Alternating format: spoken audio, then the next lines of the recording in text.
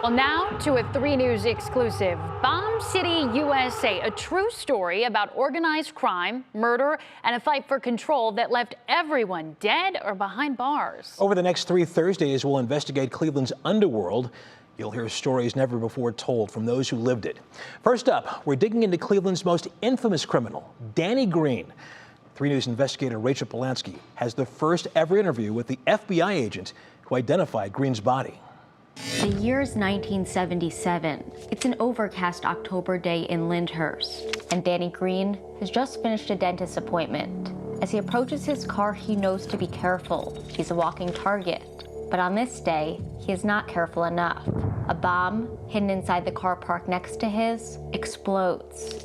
And a young FBI agent named Bob Frederick gets a call from his supervisor. They had already identified that the plate was a vehicle registered to Keith Ritson. And so they figured that Keith Ritson, who was an organized crime figure associated with Danny Greene, had been the one that was killed. So when I got there, I said to them, let me see the body. And he pulled the sheet off the body there, and I said, that's not Ritson, that's Danny Greene. While Frederick is retired now, he remembers his FBI days vividly, especially his first case, the notorious Irishman, Danny Greene. My first impression of Greene was I kind of thought he was funny. You know, he's a character. And then it got to the point where I said, you know, this guy's a killer. He's killing people, and this isn't right. Over a 2-year stretch, there are 37 bombings in Cuyahoga County.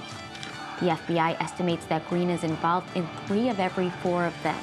Greene grew up in Collinwood, eventually finding work on Cleveland's docks as a longshoreman.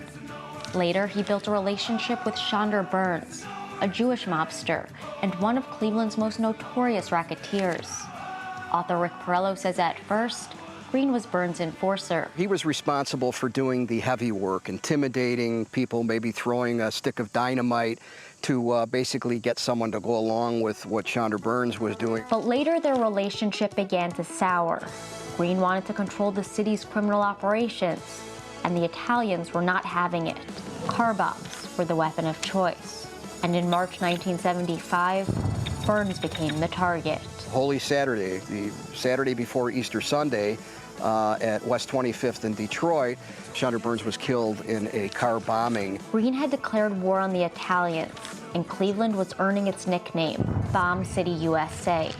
A month later, another explosion, this time at Greene's own apartment in Collinwood. Danny Greene and his young girlfriend who were in there, pretty much they walked away unscathed. But as we know from Scarface, every dog has his day.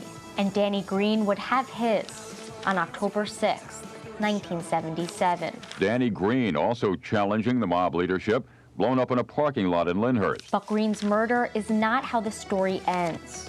Bob Frederick made sure of it. I had gotten the registrations for the 2 cars, the bomb car and the getaway car. And all of a sudden it hit me that the renewal sticker had the same, one in sequence, the 2 numbers. About jumped out of my seat. So we ran down to the BMV there, and they said, yeah, this had to be registered by the same guy at the same time. It meant the bomb car and the getaway car were connected. A few weeks later, Greene's killer would talk, and that confession would cause a ripple effect on organized crime in Cleveland and across the country. That part of the story next Thursday at 11 on What's Next. Rachel Polansky, 3 News.